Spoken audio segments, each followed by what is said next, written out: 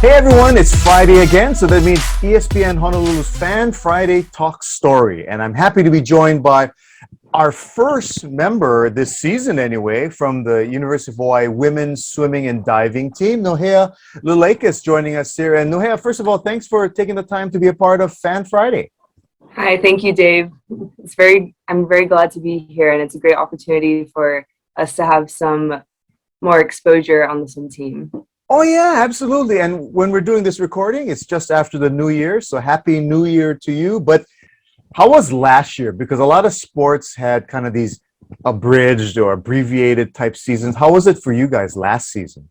Yeah, so last season there were a lot of challenges and barriers that we had to come through. So we weren't able to train at all because all of the facilities were closed down, as for most of the sports.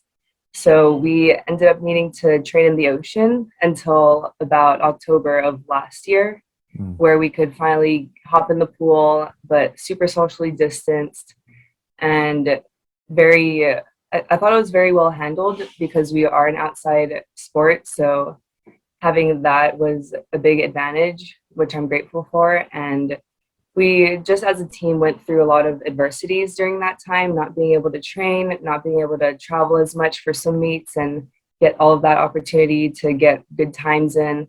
But regardless, we had a great finish to our season. The women ended up winning conference, and the men came in second, I believe.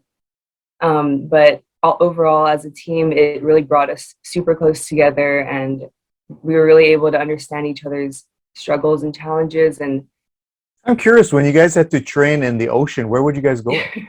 so I went to Ala Moana most of the time just to swim down I think it's like 2,000 or 1,000 meters. And then we would just do that a couple times, and just with a really small group, like just 5 of us. Mm-hmm. And then some of us would go from Kaimana Beach, and we would kind of take that Waikiki rough water course, but we would only go about halfway out, maybe like a mile out from the windsock at Kaimana Beach, and then back just to get that movement in. And that was fun because we could see some turtles, and the Waikiki was empty, so the water was super clear and super beautiful. But it's definitely good to train in the pool again. When did you actually start swimming?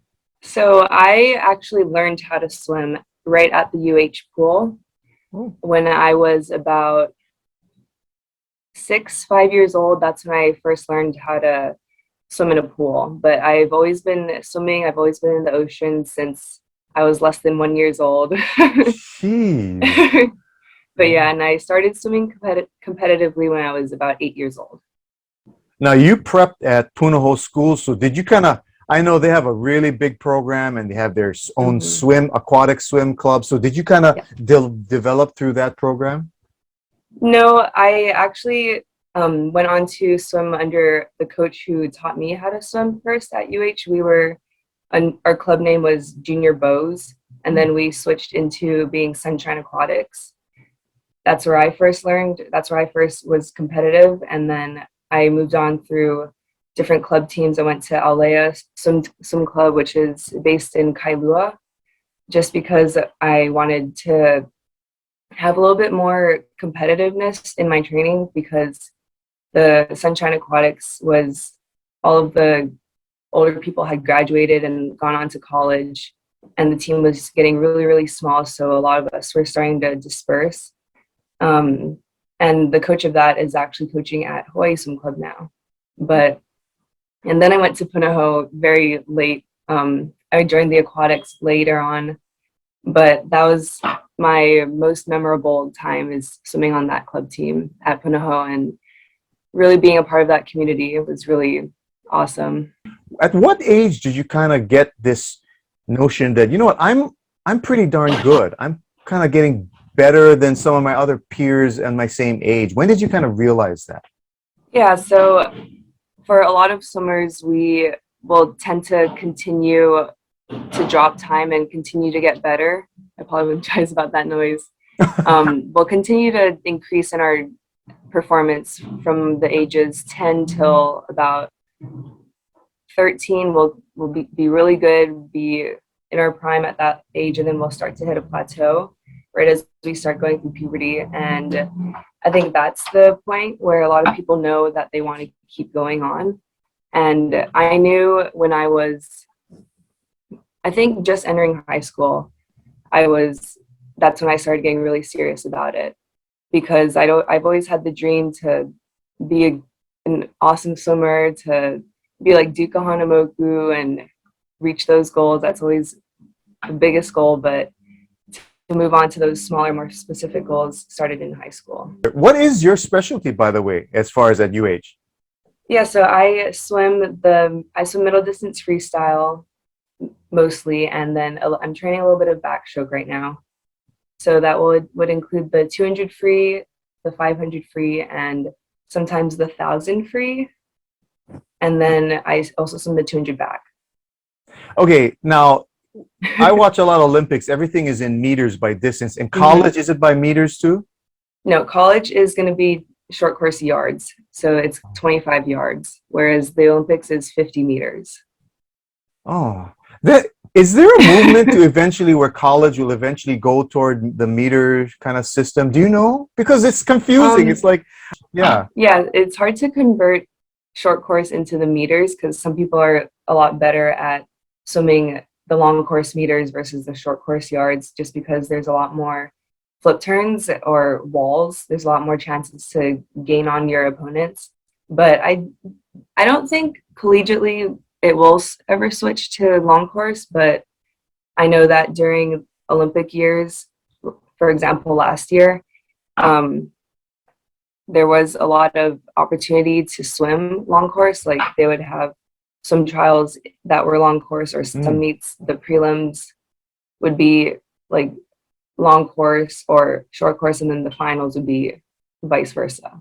Now, I do know that as a student athlete, you spend a ton of time, you're training. The season is already long, but there's also off-season training. When you get some free time, whenever that is, what does Nohea like to do when totally unrelated to swimming? Well, I love to be in the ocean and I love to be in nature. The ocean is like a second home to me. And I think that's why I'm also a swimmer, because I'm so aquatic. You can find me surfing in the ocean, swimming in the ocean, or what I like to call goggling. Instead of snorkeling, I just put some goggles on and go diving. That's what I'll be doing, is I'll be in the ocean. How many hours of the day is your hair wet? That's a good question. Well, we swim in the morning, so it's wet for a couple more hours after that. So we'll say 3 hours in the morning, and then the afternoon we swim as well and weight train. So we'll put 4 hours there. So about 7 hours, 8 hours of my day, my hair is going to be wet. That's a lot of conditioner you got to have to just, so I it doesn't know. get all right. And then you're going into the ocean later on and all that kind of stuff. Who is your swimming idol? My swimming idol. Growing up, I have always really looked up to my brother, Nohea Lileikis. He has been a huge inspiration to me, just with his motivation, with his adversities, and his determination to just be the best that he can be. And I know he's not only inspired me, but he's inspired the entire UH swim team, as well as the entire Hawaii swimming community that's here, because we've all watched him grow up swimming. He was one of the first people from Hawaii in a long time to go to the Olympic trials. And I think he really opened up that window for Hawaii. And because there's a lot more of us younger Hawaiian swimmers heading up to that caliber of swimming. So he's been a huge inspiration for me, and just someone that I've always looked up for. Wow, that is terrific. Now, with you and your brother being such high-level swimmers, where does that come from? Mom, dad, combination of both? the both of them. So my dad actually swam at and Wow. my mom swam for the University of New Mexico in Albuquerque. No wonder you guys are thrown in the pool like right literally after Yeah. birth, both of you guys, right?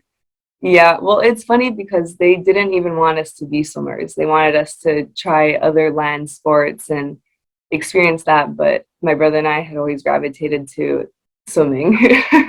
Well, it is in the genes. Did you participate like growing up other kind of sports and activities? I did water polo for a little bit, but that would be it for me. Oh man, I think water polo is just tough. When was the point for you when you said, "Oh, okay, I don't want to do this"? Was it when the ball smacked you in the face, or at what point? What point was that? It was, well, I wanted to do water polo because it got all the aggression out of me, and I was able to embrace that side of me, which was a lot out of my comfort zone, which I love. But it came down to the point of if I wanted to play water polo in college or if I wanted to swim in college. Mm. And swimming was just my passion. It's what I've always known, what I've always done, and that's how I made that decision. Now you went to Pepperdine initially, but transferred back here. As far as wanting to transfer back, was it just, oh, I'd rather come back home? What I know is the pandemic year. Did that have a factor Hmm. as to why you wanted to transfer back? Well, I absolutely loved being at Pepperdine. It was a totally new experience being on the mainland and training with the all girls team. There were no men, just just the women's team. So it was nice and small. And um, there was a new coach who I really wanted to swim with, but the fit of being on the mainland, being at that school, just was not meant for me. It wasn't the right fit for who I am as a person. And I had a really hard time with the schooling side of it because it was just on a different level that I was used to, and I didn't agree with a lot of the professors' ways. Like they wouldn't show up to a lot of the classes, and I think that was because of the oncoming pandemic. But Mm. I knew that I couldn't grow there as much as I wanted to grow. So I needed to find somewhere else that I could grow into who I'm meant to be. By the way, what's your major and what are your plans like eventually after college? So I'm majoring in public health. So there's a Wow, lot that of is COVID something. talk. Yeah, what a major to be in at this point, huh? Yeah. But I just want to make my communities, the communities around me, as healthy, as happy as they can be, and the best living environment that we can have as humans. Ah, wow, that is terrific. All right, now, Nohea, I believe on this University of Hawaii swim team, you're the only swimmer that's from Hawaii, are you not? Me, there are a couple of us, but I'm the Okay. only female. So yes. Okay, so for the women, you're the only female. So does that mean Mhm. your other swimming teammates, like they just come to you for everything, like, hey, Nohea, where can I go to this? Where can we go to do that? Is that kind of how it goes? Yeah, yeah, and it's really great to share some more local spots and more local food places to eat at, or some more less crowded beach areas that we can go have a team beach day. My other teammates who are from here, we do help teach the team cheer, which is all in Hawaiian. So we Ooh. really help the team in represent what it is to have an aloha personality, to have that value as a team, and to share that with the other teams that we see, and to hold that with us whenever we're traveling, because we're always going to represent Hawaii with us, and Yeah. we're going to represent a lot more than just who we are. Would you be able to give a little snippet of the cheer? Yeah, our Wahine cheer is pretty cool. It's called Ku na Wahine, which just means stand woman, like stand strong. And it talks about who we are, and it's more of a chant, like a oli, that kind of tells whoever's hearing it we're here to do what we want to do. We're going to take control of like our performances, and we're going to be strong, and we're going to be loud. So watch out for us. It goes ku na wahine ku, and then we clap. Na anue nue ku, mai Hawaii ibiki ku, eo no makau ku. And then we go through that 3 times, louder and louder each time. Oh, boy, that's a little intimidating. If I was one of the other teams on the deck and you just hear that kind of developing and the volume getting louder. The men's team, they're actually learning a version of a haka that they do. One of the boys from New Zealand, John Clark, but he's actually a descendant of Duke Kahanamoku. He's teaching and made this whole ha'a just for the men's team that they'll do at conference to really show who they are to the rest of the teams. Ooh, nice. That is a good element there for each of your respective teams. That's totally awesome. This is called a little game that I play with all of our guests on Fan Friday. Okay. This is called the sprints. The sprint. It's a game. It's a quick Q&A, right? So I ask a quick question, give me an answer off the top of your head. Now, I try to call it whatever respective to your sport. So there's sprints, right, in swimming? That makes, yes. Yeah, you get the idea. Okay, so here we go. Ready to play quick sprints? Oh, yes. Okay. Get my firing up. Yeah, I got to do that Oli or whatever. All right, Nohea. Most memorable swimming moment for you? My most memorable swimming moment was when I got to go to Fiji and represent Team Hawaii when it was in 2016. It's an age group opportunity that we have to travel to the Oceania Games and represent Hawaii, which is amazing because we can represent our state instead of America. And we go to race the Australians, the New Zealanders, Tongans, Samoans, Fijians, people from Papua New Guinea, New Caledonia, Cook Islands, Palau, and it was just an amazing experience having so much diversity and so much culture that people are representing with themselves, and to race at a super high level event like that. So that was one of my most memorable experiences. Well, you mentioned Australians. I know how powerful swimming they are. So yes. That's a powerful team. Awesome. Okay. Do you have a superstition or any type of routine that you have? Routine. I do have a pre-race ritual, which includes, so I'll do arm swings. I'll do 10 on each side, and then I'll jump up and down 5 times and shake out my shoulders. And then I'll go down to the water, splash myself 3 times, put some in my mouth, shake it out, spit it out, and then rub the water on my arms. Then I'll slap my triceps and my lats.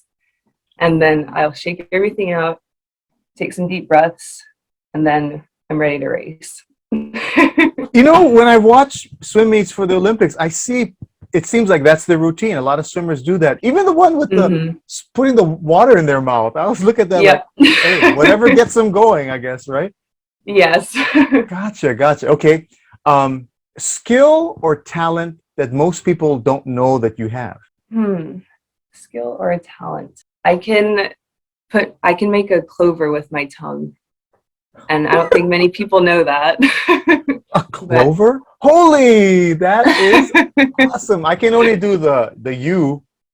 Oh, yeah. I think anybody can do that, but the clover. Wow. How old were you when you realized you could do that? My dad taught me how to do that. I used to hold my fingers in order to learn how to do it, but I was probably 13 at the time, just goofing around. Oh my goodness, that is a taught skill. Okay, I gotta practice that one. What type of music is on your playlist? I most often listen to reggae music or Hawaiian. So I listen to a lot of Fiji and the old school ones, Maoli, Rebel Soldiers, those BET, a lot of the older reggae music. Oh, nice. Now, you're going to have to reflect a little bit to when you're at Pepperdine, but when you were there on the mainland, what was the most common thing people asked or said to you once they found out you're from Hawaii? First, they asked me if I can speak in Hawaiian. So then I can speak in Hawaiian. I am almost fluent. So I would just tell them my name, and then I'll teach them how to say happy birthday or just some small snippet like that.